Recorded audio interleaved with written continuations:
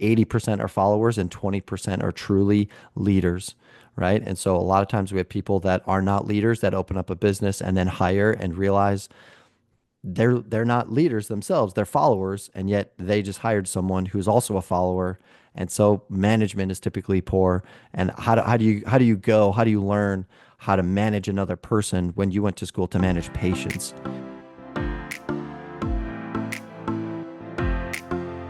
Hey everyone, welcome back to the Clinical Leadership Podcast. I'm your host, Dr. Alex Earl, and I want to share with you guys a little bit of a different podcast episode than usual. We've previously had industry experts, industry thought leaders, and as well as I've done some one-off podcasts where I talk about maybe a particular business topic or whatnot. But today is 4/23. Today is April 23rd, 2025, which marks 10 years as a chiropractor for me and my colleagues that graduated from National back in 2015. And so, excuse me. So today's episode is 10 years in. And here are 10 lessons that I've learned as a chiropractor over the last decade. There have been a lot of wins, there have been a lot of losses, and there's been a lot of faith that has been refined over the last, like I said, decade. And so things that have helped shape and mold and forge me to the type of person and leader and father and husband that I am, and friend. And yeah, so a lot of things that I'm going to share with you, and we'll go kind of quickly through them, but yeah, these are all good things. As you know, if you're in my mastermind group or if you're in my new Chiro program, you know that I don't just share the highlight reels. Social media does a good job of painting pictures and whatnot, and even speaking on a stage has a good job of portraying someone that might not actually uh, line up with reality. All right. So in my coaching programs, I try my best to share areas where I fall short. I try to share areas that I didn't get it right. I share marketing campaigns that fall very short of my expectations, and they cost me. And so I say this even to my kids, that I will share things and conversations that are uncomfortable, embarrassing, or inconvenient. I will have those conversations with you. And I say that to our mastermind members as well, that I will share the good, the bad, and the ugly, unfiltered, and it's not my way or the highway. I definitely look to grow from my own involvement in the masterminds. I've done that as a member of someone else's coaching program, and I appreciate the feedback that I get from my own clients. So yeah, it's pretty interesting. It's been 10 years. Been 10 years of being a chiropractor. And, the first thing that I would say is that I've definitely grown as a person, and I'll talk about that a little bit, and also as a business owner, right? When I first graduated, I went out, I had a ton of certifications after my name, and we'll talk about that in a minute, but I definitely grew as a business owner. I didn't realize that the same amount of effort that went into the clinical skills that I needed to make sure I was doing a good job with patients on the treatment table or in the clinical setting, I also needed to have a equal, if not greater, skill set when it comes to business. And that took me a whole lot longer to learn. I had more confidence with clinical than I did with business.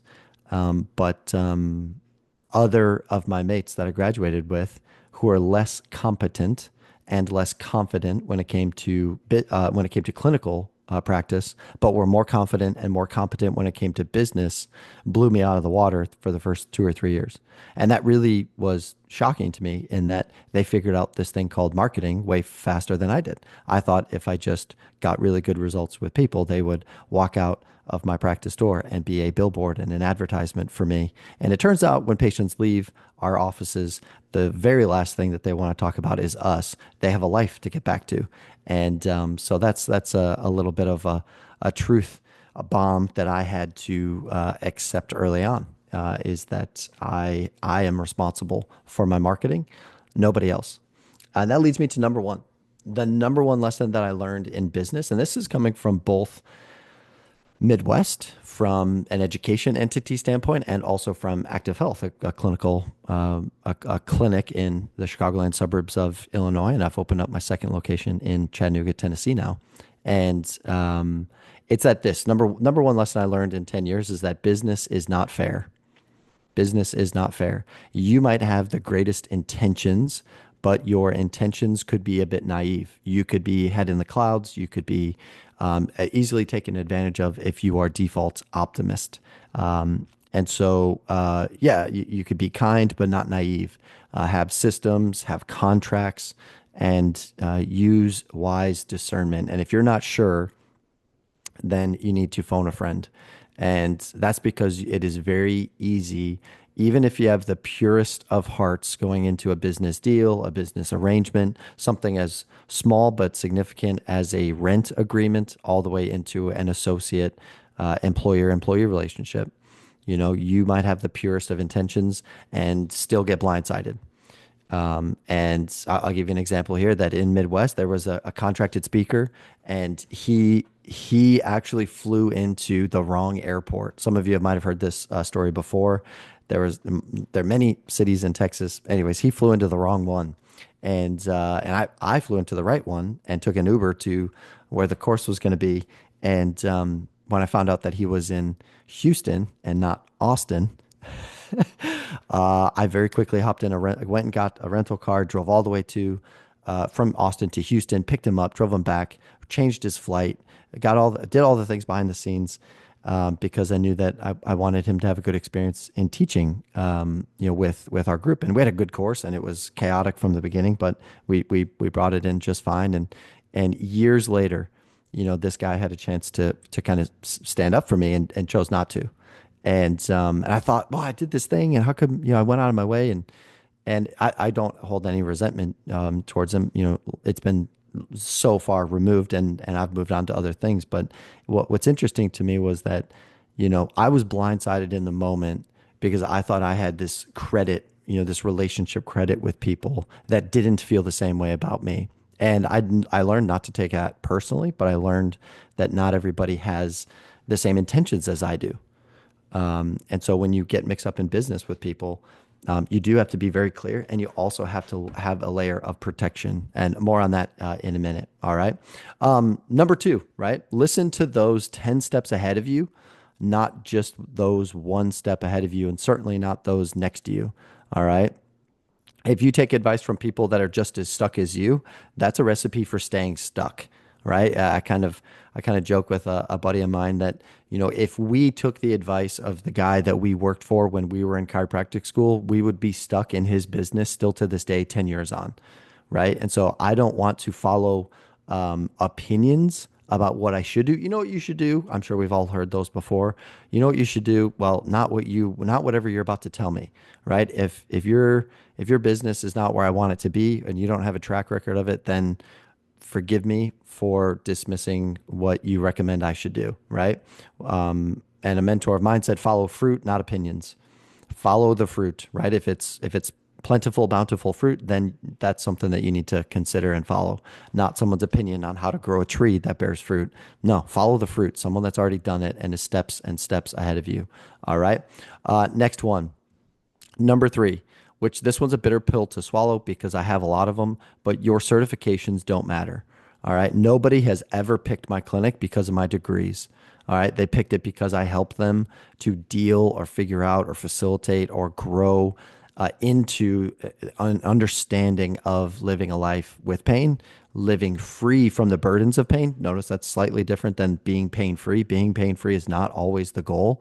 But getting back to meaningful activities is, right? And so what people care about are connection and results. They do not care about credentials. And again, that's a bitter pill for me to swallow because I was a seminar junkie, and I've gone through so many different things, and I enjoy like the satisfaction of getting more letters after my name, taking a test, passing, getting more, quote unquote qualified.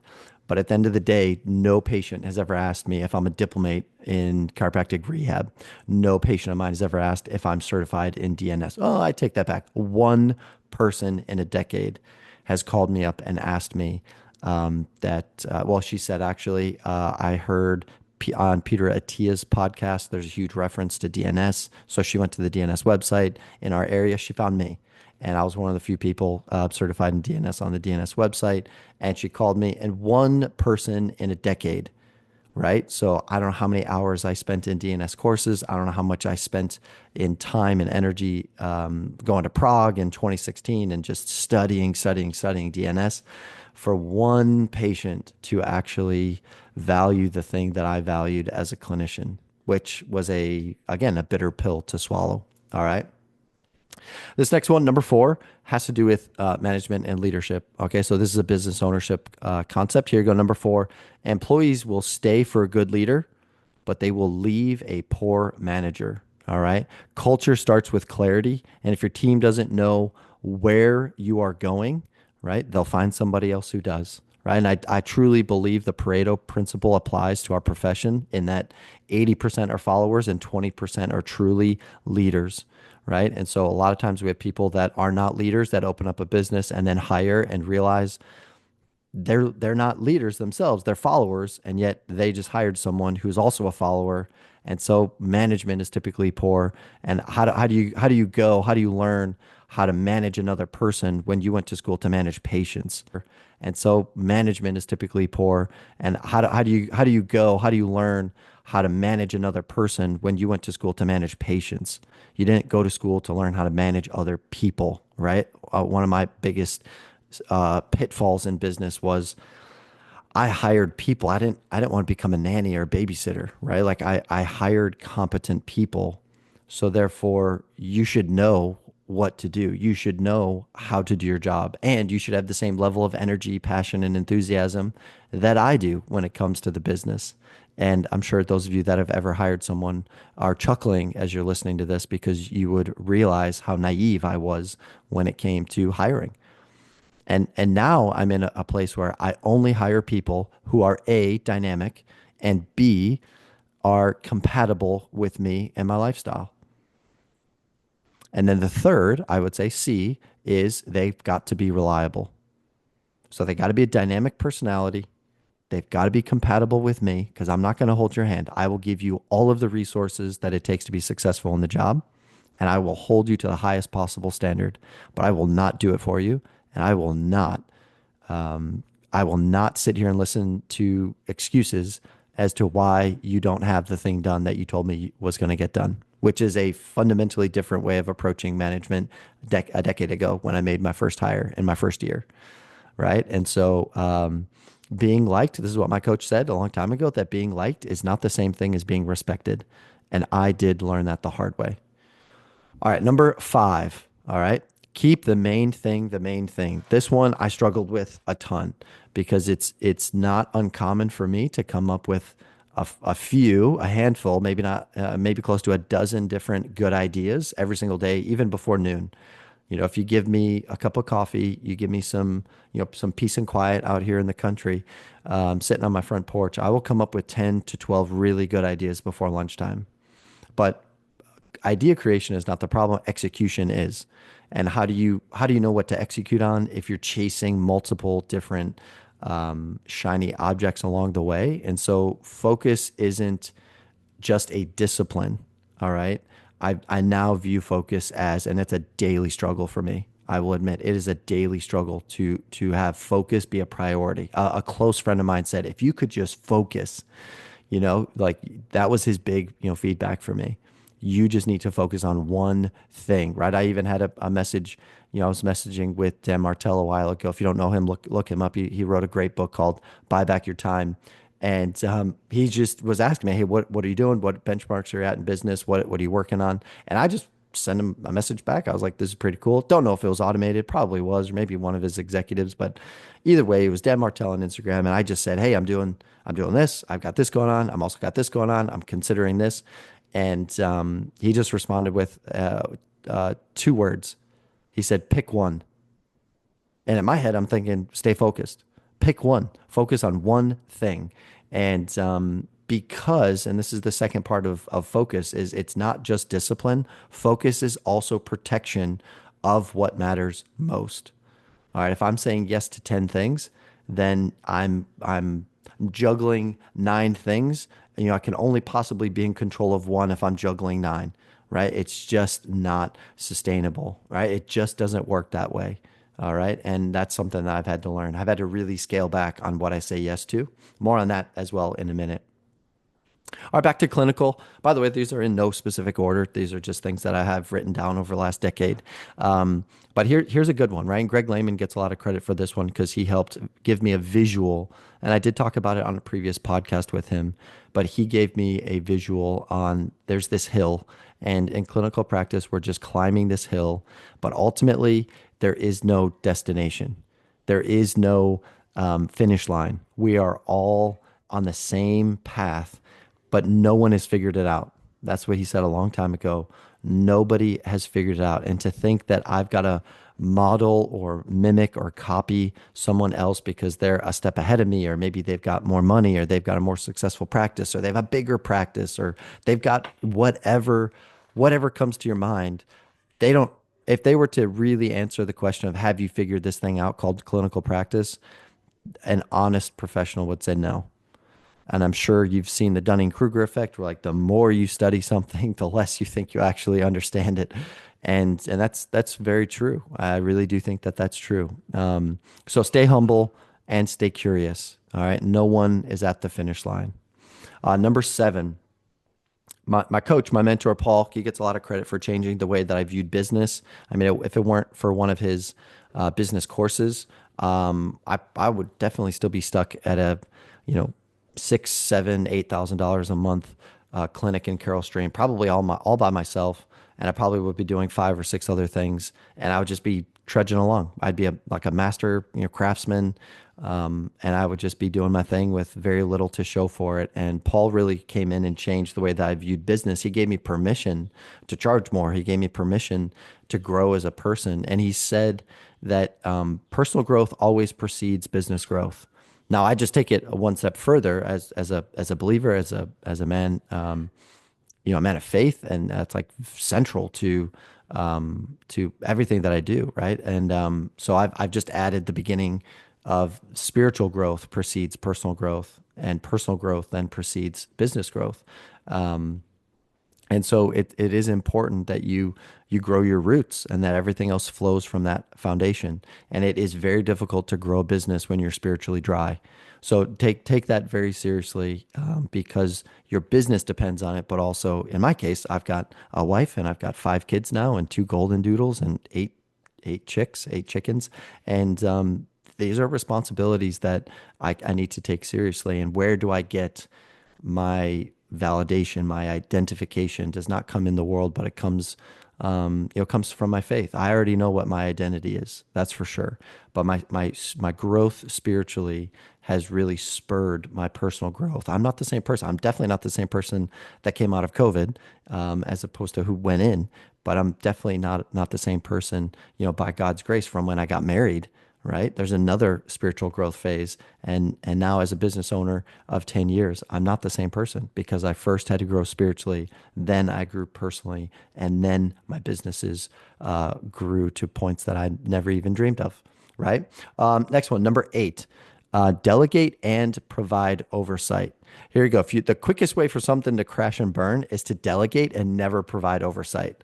All right. So very early on, I thought delegation meant I could just give someone a task and then it was done.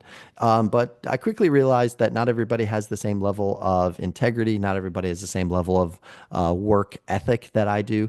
Like I remember staff were asking me, "Hey, can we leave? It's 7 o'clock," and I was like cranking away on some work because I go home when the work was done.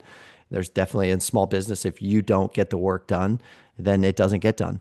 Right? Especially if you're a solopreneur, you get that, right? If you don't have your notes done, you got to work on your marketing, you got to work on your social media campaigns, you got to work on emails, you got to work on patient touch points. Then there's a patient in front of you. You have to do all of it. You have to wear every hat. And then the first thing that I recommend you do is really buy back your time with 5 to 10 hours a week of admin help before you start really building your clinical team. But no, it's just really interesting is that I thought that everybody else that I hired and brought in had the same work ethic than me, and that's not always the case. So I've had to learn how to interview, well, first of all, how to recruit, how to interview, how to make job offers, how to actually give people an onboarding and some training, and then some guidelines, and then some rubrics, and then some scorecards, and then some checkpoints, and then a 90-day review to say, hey, you're doing this really well. This needs to improve. You got another 90 days to improve it, or you're gone, right? It's like the standards are the standards. I need you to do this to the highest possible standard that I did it when it was mine, my responsibility, but now it's yours. So now the highest possible standard gets to be applied to you. Now, how you do that, I'll give you some degrees of freedom, right? And if you're curious, I can share with you the 5 levels of delegation that I learned from Dave Ramsey. But a lot of times I would delegate tasks and provide no oversight, in which case I would get the bottom of the barrel in terms of results. And then what would happen is then I would start to resent the people that I hired to do the tasks that I no longer wanted to do or had the capabilities of doing. And so that really stings. And so now I don't do that. Now when I delegate, I always provide oversight and I provide support. So if you're not able to do a job because of me, then we have touch points and I get you the resource, but I'm still not going to do it. Right? If I tell you I need you to do this thing, you're in charge of it. I'm not. You're in charge of the outcome, but if I'm the bottleneck, I need to get you a resource, then that's my responsibility. But I'm still not going to be the one that does it if it's a delegation. All right. As opposed to an abdication, we also need to clarify that you need to delegate and not abdicate, which means it is your responsibility and you just choose not to do it, right? There is a difference, right? There's absolutely things that all of us are guilty of abdicating from, right? Number 9, all right, let's keep on. You must learn to say no. All right. You need to enter, and I would argue a large percentage of people listening to this right now should enter into a season of no, especially as school is coming to a close and summer break and all. Like, you need to enter a summer of no, right? Let's get that trending, right? Summer of no. Enter a summer of no. Hey, do you want to coach Little League? No. Hey, do you want to do that? No. Hey, do you want to go on a trip? No. No, no, no. You either need to refocus and recenter in your home, you need to refocus and recenter in your business, or you need to refocus and recenter in your faith. Those are the 3 options.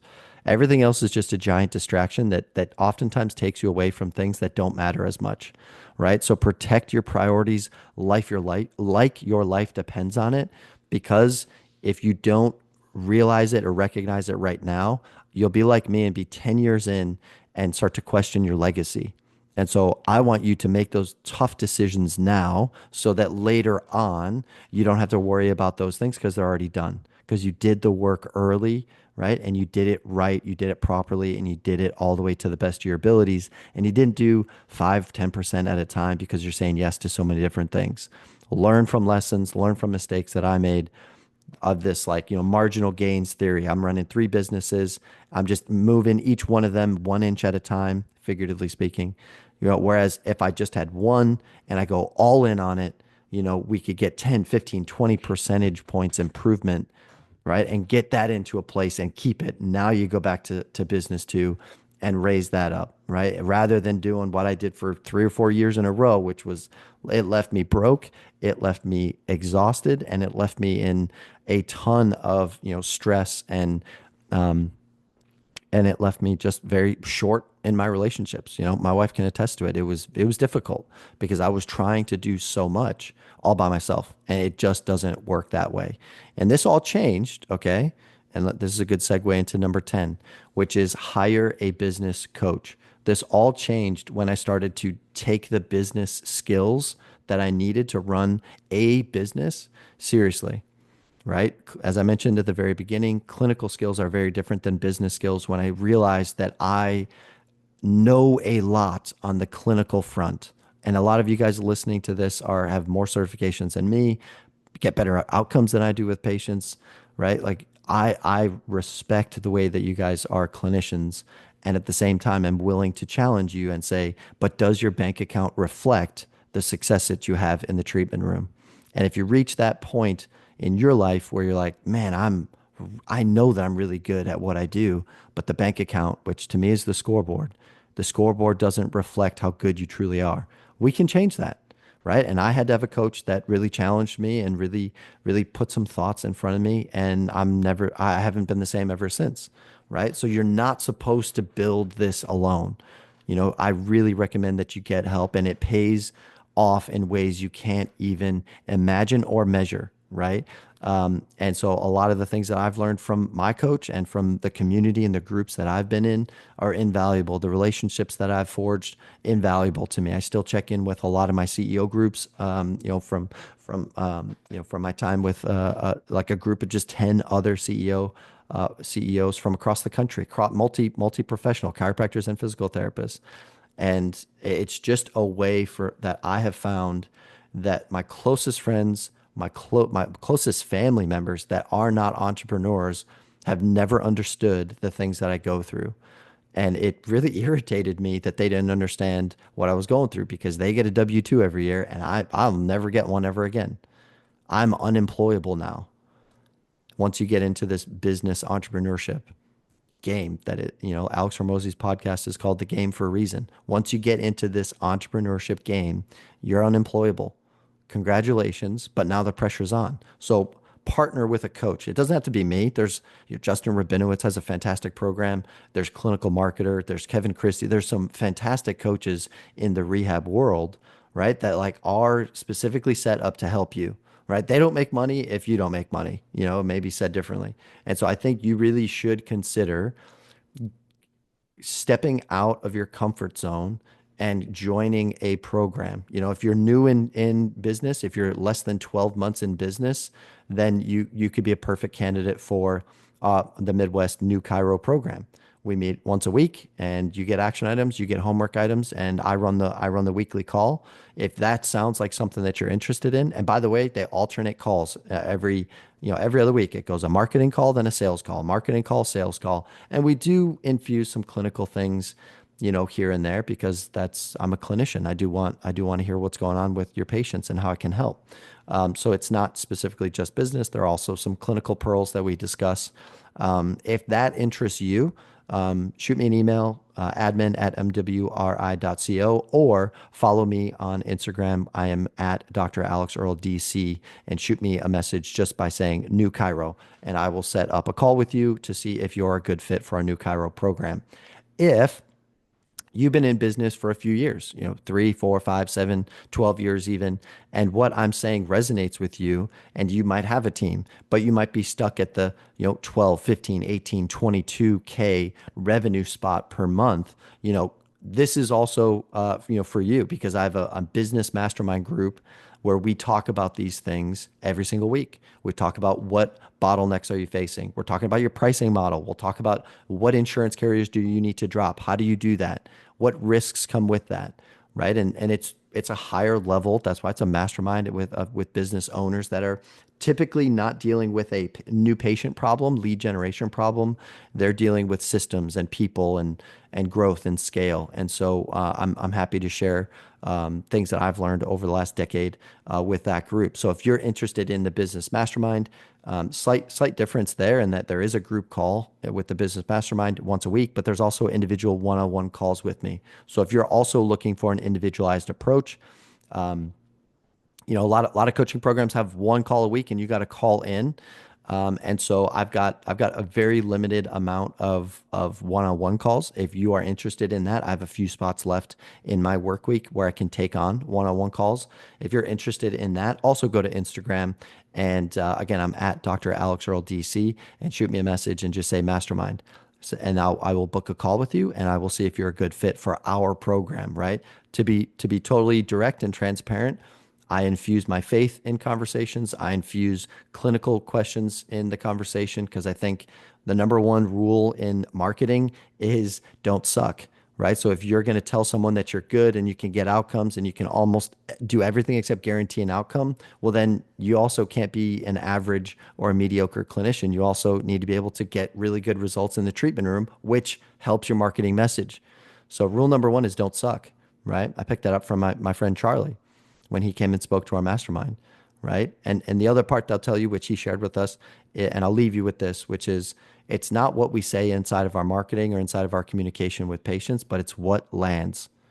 It's not what we say, it's what lands. And if you're struggling, patients are dropping off in that 3 to 5 drop off zone, like we call it. If you're dealing with the same objections and obstacles that patients are saying left, right, and center, and you don't know how to communicate or overcome those, then I have good news for you because I was in that situation a decade ago.